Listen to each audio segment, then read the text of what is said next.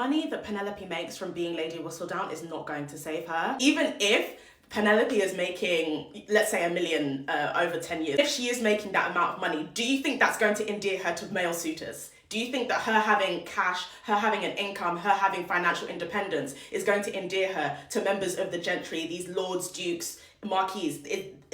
Is that what you think they want? Because they don't. Historians have talked so much about how much the gentry spent, especially on their estates, the staff they had, the fact that usually they actually had more than one estate, they were constantly traveling, and they were also doing a lot of keeping up with the Joneses, because that entire lifestyle is just predicated on trying to impress other people who are in the peerage, in the gentry, in the upper class. And don't even get me started on the people who are new money.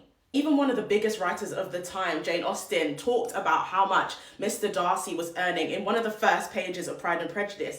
Everybody knows that man was earning 10K a year, right? And so that's a big deal, because that for the time was considered super wealthy. And then Mr. Bingley has kind of like a moderate wealthy income, which is 5K a year, right?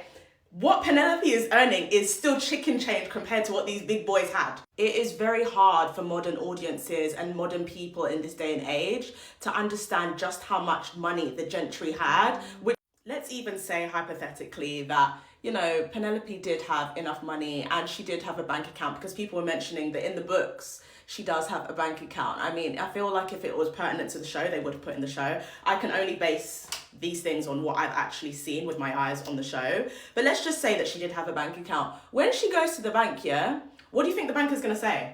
Because let me tell you something, the bank then was not like it is now. As a woman in the 1800s, where are you getting this cash from? You keep coming every Thursday. Why did you keep doing that? Where's the money coming from, darling? Because I know it's not your Uncle Tom giving you the money every week. And the lies are not going to be sustainable, which is probably why she's keeping the money in her apartment.